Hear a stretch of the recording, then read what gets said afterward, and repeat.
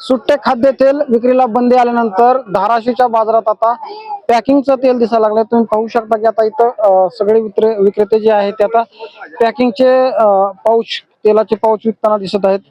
Pouch दाखवा।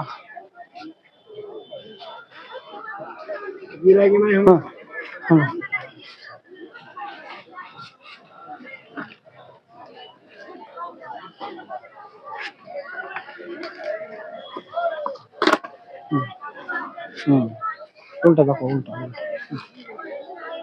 मला सांगा, आता बाहेर आहे, आता लूज तेल बंद झालंय आता विक्रीचं, आता तुम्ही पॅकिंगचं तेल विकायले, काय फरक पडला बाजारात? काय नाही परिणाम झालेला।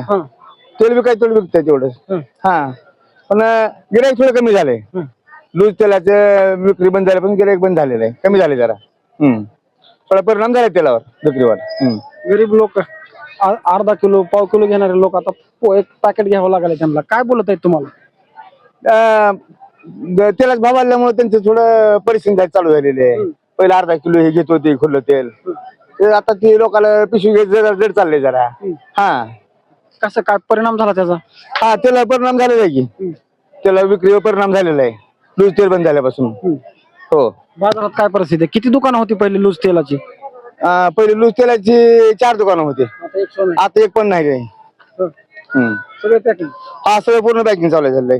हो, काय लोक विचारत आहेत तुम्हाला? तेल कसं काय बंद झालं? हा, खुलं तेल कसं काय बंद झालं? कोणी बंद केलं? आम्ही काय त्याला उत्तर देत नाही, आम्हाला काय माहित नाही। हा, सांगायचं की तुकाराम मुंडेंनी बंद केलं? हा, तुकाराम मुंडेच्या जास्तीमुळे लोकांनी तेल बंद केलं, आम्ही सांगतो मी। हा, लोकांना चांगलं तेल खायला मिळालं की आता? हो, चांगलं वाईट खायला वेगळा विषय वेगळा आहे ते। हा, सध्या गिराईक? हा, सध्या गिराईक थोडा परिणाम झाला तेलावर, विक्रीवर थोडा। आता इथे माझ्यासोबत काही ग्राहक आहेत।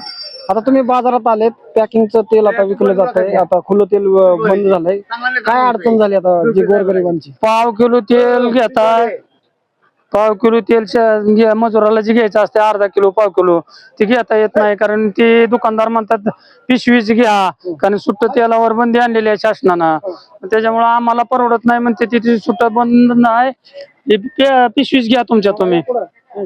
त्याच्यामुळं विक्रीवर त्या दुकानदारावर वेग आता आलेली आहे, महागाई चौपट वाढलेली आहे, त्याच्यामुळं तेल बी तसंच झालं। साखरेचा भाव वाढविलं, अचानक साखरेचा भाव कसं काय वाढलं हीच कळा नाही जनतेला।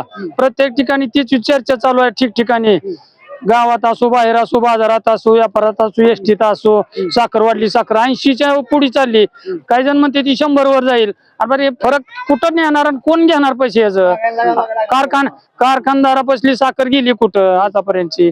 टेंडर गेली कुठं? मग जुन्या टेंडरची ना आताच्या टेंडरचा भाव कुठं आहे? त्या व्यापाऱ्यांनी कुणाला द्यायचे भाव वाढलेलं? पैसे सगळे शासनाच्या खिशात चालले, देत एका हाताने शासनाने घेत आहे दुसऱ्या हातानं। पेट्रोल वाढविलं, डिझेल वाढविलं, गॅस वाढविला, आता साखरेच्या माग गरिबांनी खायचं काय? मजुराला मजूर नाही, पावसानं हा केलंय, पिकं वाळून गेली, त्याच्याकडे पुढाऱ्याचं लक्ष नाही, घ्यायचं एकाला पळवापळवी पुढारी करायचं, हाणायचं, आपलं चाललंय सगळं त्यांचं कोटीवर विकायला लागले ते आमदार खासदार घेऊन। काय नाही, एवढंच मला फक्त म्हणायचं की शासन जनतेच्या कामाचं नाही, फक्त स्वतःच्या स्वार्थासाठी शासन आहे, पळवापळवी करायला एक नंबर आहे। काही दुकानदार आहेत, आपण त्यांना विचारूया। आता लूज तेल बंद झालंय, काय फरक पडला बाजारात? लूज तेल बंद झाल्यामुळे जनतेचे हाल व्हायले, गोरगरीबाला पाव किलो छटाक घेऊन खाता येतो तर ते खाणं नाही, त्याला 1 किलो नाईलाज आणि अर्धा किलो पाऊच घ्यावं लागते, ज्याची परिस्थिती नाही त्याला ती नाईलाजानं पाव किलोच्या जागेवर 1 किलो घ्यावं लागतं। आर्थिक संसारात टंचाई निर्माण होती, मग तेल घेतलं तर साखर मिळत नाही, साखर घेतलं तर मीठ मिळत नाही, अशी गत आहे सध्या मार्केटची। आणि महागाई तर तुफान वाढलेली आहे, महागाईचा आता काळ झालेला आहे, सगळ्यात जनतेचे बळजण व्हायलेलं आहे, सामान्य जनता म्हणजे होरपळून गेलेली आहे, तेल साखर गॅस सगळा वाढलेला आहे, त्यामुळे गोरगरिबांना जगणं फार मुश्किल झालं आहे। त्यामुळं पुढचे दिवस फार लोकांना बिकट येणार आहेत, असं आहे। पण पॅकिंगचं दर्जेदार तेल मिळेल ना लोकांना? दर्जेदारच्या प्रश्न, दर्जेदार मध्ये बारके पाऊस काढा ना तुम्ही 100-200 ग्रॅमचे, आम्ही कुठं म्हणतो डायरेक्ट तुम्ही 10 किलोचं पॅक काढा, सामान्य जनतेला परवडेल असं तुम्ही भाव रेट ठेवून बारके बी काढा की, सामान्य जनतेला घेता ना माल। तुम्ही 1 किलो अर्धा किलो काढून ज्याची पाव किलो घ्यायची ताकद नाही त्याला 1 किलो घ्यायला लावाल्यावर त्यांनी पुढे संसारात काय करायचे? हा, तिखट का नुसतं तेल खात बसायचे का साखर खात बसायची का मीठ खायचं असं आहे ना. किती पाऊस शिकत होते किंवा आता किती तेल विकतंय? आता काय आता बघा बाजारात जिथं पहिलं 50 किलो विकत होतं तिथं 10 किलो अगर 12 किलो विकत असत. हा बस याच्या पुढे काय कटणार आहे. ज्याच्यापाशी पैसा आहे तोच घेऊ शकणार ना. आणि बारीक लूज मध्ये जात होतं पाव किलो अर्धा किलो 2 किलो किलो असं आहे त्यात. आवश्यकतेनुसार घेत होती लोक. हा घेत होते. आता काय नावीला जेवढं पाहिजे तेवढंच घ्यावं लागतं त्याला असं आहे. एवढं पॅकिंग आहे तेवढंच घ्यावं लागतं. एखादा बारकी पाऊच काढणं फार महत्वाचं आहे. 100-200 ग्रॅम 500 ग्रॅम जसं पाहिजे तसं त्या क्वालिटीत काढा आणि योग्य रेट ठेवा एवढंच आमची विनंती आहे. आणि महागाई कंट्रोलमध्ये आणा.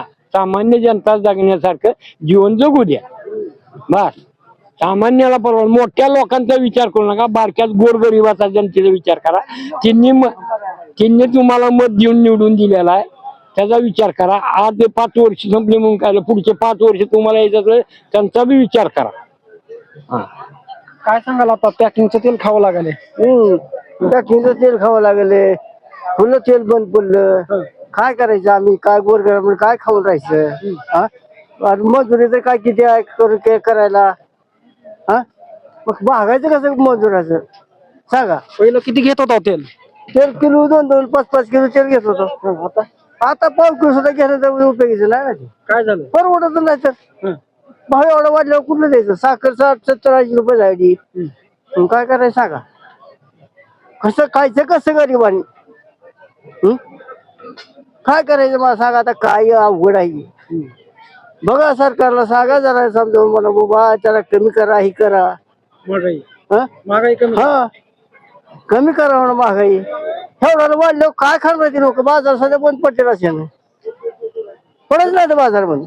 तर लूज खाद्यतेलाची विक्री बंद झाल्यानंतर काही लोकांनी त्याचं स्वागत केलं. मात्र जे अर्धा किलो पाव किलो जे गरीब लोक आहेत त्यांना पाव किलोवर त्यांची गरज भागत होती. त्यांना आता 1 किलो तेलाची पाऊच खरेदी करावी लागली आणि त्यामुळेच आता आर्थिक बजेट कोलमडल्याचं हे आता व्यापाऱ्यासह ग्राहकही सांगत आहेत. कॅमेरामन अविनाश नवगिरे समी काकासाहेब कांबळे, लोकशाही मराठी, धाराशिव. लोकशाही मराठी ऐका, पहा, जागरूक रहा.